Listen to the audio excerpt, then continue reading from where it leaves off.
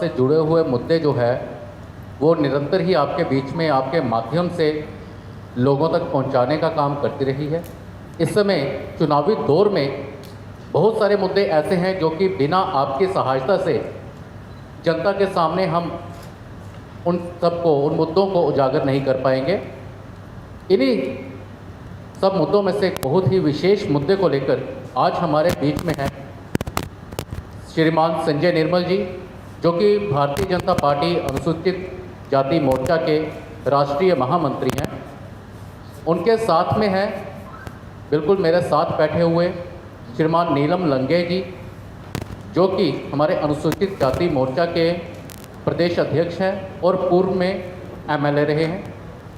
एकदम बाईं तरफ हैं श्रीमान आदर्श जठियार जी, जो कि अनुसूचित जाति मोर्चा के प्रदेश महामंत्री हैं। बंधु, आज बहुत ही विशेष महत्वपूर्ण मुद्दे पर हम सब आपके सामने उपस्थित हुए हैं, क्योंकि आपके माध्यम से ही जनता के बीच में जो भी बातें होती हैं वो पहुंचती हैं, और मुझे पूर्ण विश्वास है कि इस महत्वपूर्ण बिंदु पर विषय को हम जनता तक पहुंचाने में सफल होंगे।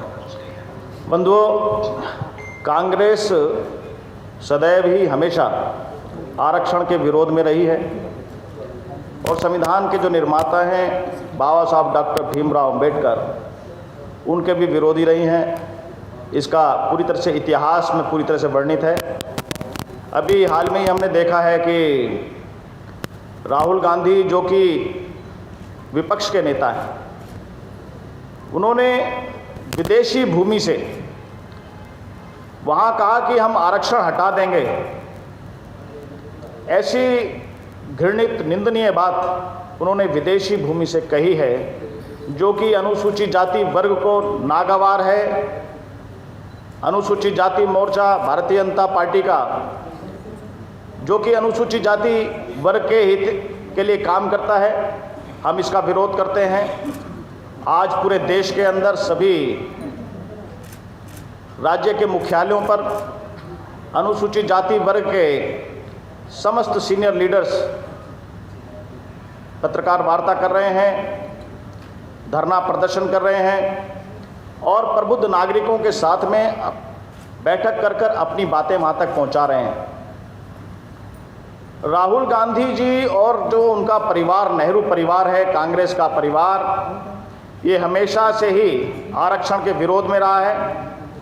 कांग्रेस पार्टी ने 57 वर्षों तक देश पर शासन किया, लेकिन उन्होंने अपने राजनीतिक उद्देश्यों को साधने के लिए हमेशा संवैधानिक प्रक्रियाओं का जो दुरुपयोग किया है, सामाजिक जो उद्देश्य हैं उनकी उपेक्षा की है।